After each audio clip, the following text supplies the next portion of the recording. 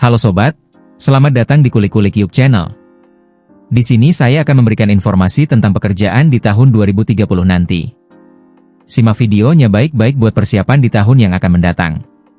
Transformasi dunia kerja pada tahun 2030 akan menjadi sangat signifikan, terutama karena pesatnya perkembangan kecerdasan buatan, AI, dan otomatisasi. Banyak pekerjaan yang bersifat repetitif, berbasis data, dan tidak memerlukan interaksi manusia yang kompleks berisiko tinggi untuk digantikan. Berikut adalah beberapa jenis prediksi yang signifikan atau bahkan dihapuskan di tahun 2030 nanti. 1. Pekerjaan administratif dan entry data. Operator entry data.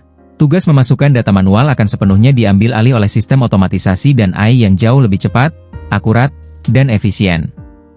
Sekretaris dan staf administrasi. Pekerjaan seperti penjadwalan, pengelolaan dokumen, dan korespondensi rutin akan banyak digantikan oleh perangkat lunak manajemen dan asisten virtual berbasis AI. Juru tulis, resepsionis, pengarsipan, penggajian tugas-tugas berulang ini sangat rentan diotomatisasi. 2. Layanan pelanggan dan telemarketing. Telemarketer, percakapan otomatis, chatbot, dan asisten virtual berbasis AI sudah mampu memahami bahasa alami dan memberikan respons yang relevan, bahkan untuk pertanyaan yang kompleks. Diprediksi pekerjaan telemarketing tradisional akan hampir sepenuhnya hilang.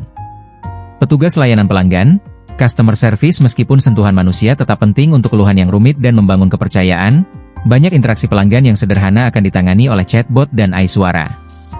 3. Pekerjaan di sektor keuangan dan akuntansi.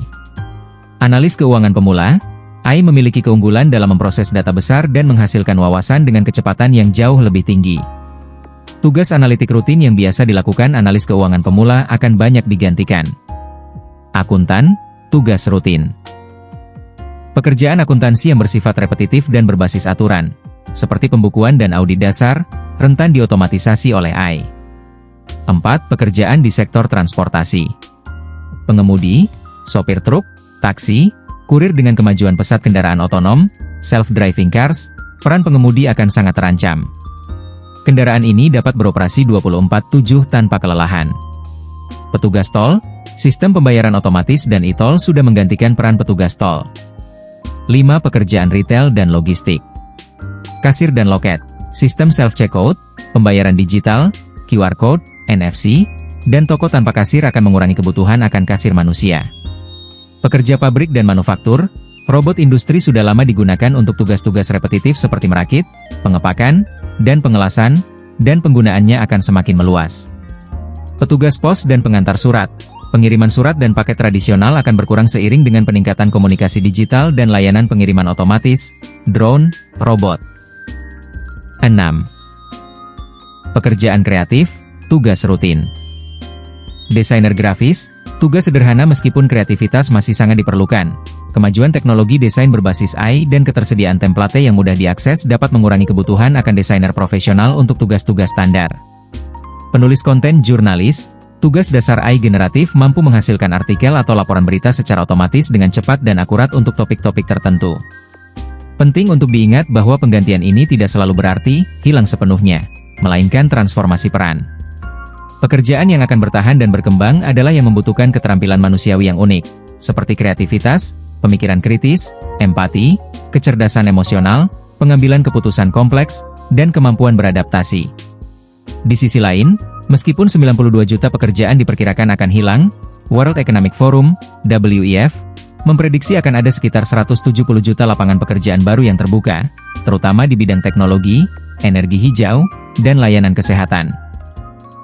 Jadi, fokusnya adalah pada peningkatan keterampilan, upskilling, dan pelatihan ulang, reskilling, untuk beradaptasi dengan tuntutan pasar kerja yang terus berubah. Persiapan diri. Untuk mempersiapkan diri menghadapi perubahan pasar kerja di tahun 2030 dan memastikan Anda tetap relevan, ada beberapa langkah kunci yang bisa Anda ambil. 1. Fokus pada keterampilan abadi, human-centric skills. Meskipun teknologi akan mengambil alih tugas-tugas repetitif, ada keterampilan yang akan selalu dibutuhkan dan dihargai, karena unik bagi manusia. Ini termasuk pemikiran kritis dan pemecahan masalah kompleks, kemampuan untuk menganalisis situasi, mengidentifikasi masalah, dan menemukan solusi inovatif akan sangat penting.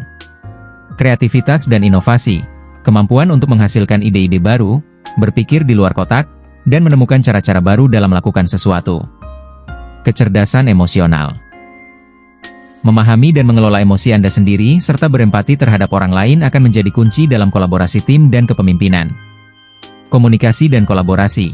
Kemampuan untuk berkomunikasi dengan jelas dan efektif, serta bekerja sama dalam tim yang beragam, akan selalu dicari. Fleksibilitas dan kemampuan beradaptasi. Dunia akan terus berubah, jadi kemampuan untuk belajar dengan cepat, beradaptasi dengan teknologi baru, dan merangkul ketidakpastian adalah aset besar. 2. Kuasai keterampilan digital dan teknologi. Ini adalah fondasi yang tak terhindarkan untuk masa depan. Anda tidak harus menjadi seorang programmer, tetapi memahami dasar-dasar teknologi akan sangat membantu. Literasi data. Pahami bagaimana data dikumpulkan, dianalisis, dan digunakan untuk membuat keputusan. Dasar-dasar AI dan otomatisasi. Pahami bagaimana AI dan otomatisasi bekerja dan bagaimana Anda bisa menggunakannya sebagai alat untuk meningkatkan produktivitas Anda. Keterampilan keamanan siber dasar. Pelajari cara melindungi data dan informasi Anda dari ancaman siber. Penguasaan perangkat lunak produk. Kuasai alat-alat digital yang relevan dengan industri Anda, seperti perangkat lunak manajemen proyek, alat kolaborasi online, atau platform khusus. 3. Belajar sepanjang hayat, lifelong learning. Konsep, belajar sekali untuk seumur hidup, sudah tidak relevan. Anda perlu mengadopsi pola pikir belajar berkelanjutan. Pendidikan berkelanjutan. Ikuti kursus online, MOOCs, bootcamp, seminar, atau pelatihan industri untuk terus memperbarui dan meningkatkan keterampilan Anda.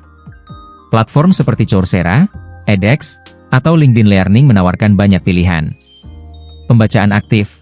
Tetap up-to-date dengan tren industri, teknologi baru, dan perkembangan global melalui buku, artikel, dan publikasi. Jaringan profesional. Bergabunglah dengan komunitas profesional, hadiri konferensi, dan bangun jaringan dengan orang-orang di bidang Anda. Ini bisa membuka peluang baru dan membantu Anda tetap terinformasi. 4. Kembangkan kemampuan adaptasi dan ketahanan diri. Perubahan bisa jadi menakutkan, tapi kemampuan untuk menghadapinya dengan positif sangat penting. Terbuka terhadap perubahan. Sambut teknologi baru sebagai alat untuk membantu Anda, bukan ancaman. Proaktif. Jangan menunggu perubahan datang, cari tahu bagaimana Anda bisa beradaptasi dan menjadi bagian dari perubahan tersebut. Membangun jaringan yang kuat. Memiliki dukungan dari rekan kerja, mentor, atau teman akan membantu Anda melewati masa-masa transisi. 5. Pertimbangkan jalur karir yang tahan masa depan. Jika memungkinkan, pertimbangkan untuk beralih ke bidang yang diprediksi akan tumbuh. Sektor energi terbarukan, kesehatan, teknologi informasi, dan pendidikan.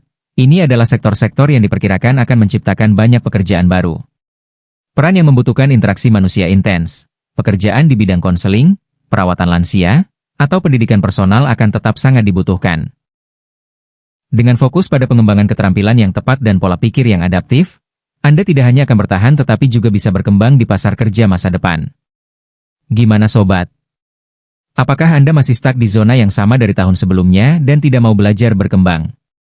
Terima kasih telah menonton video dari awal sampai akhir.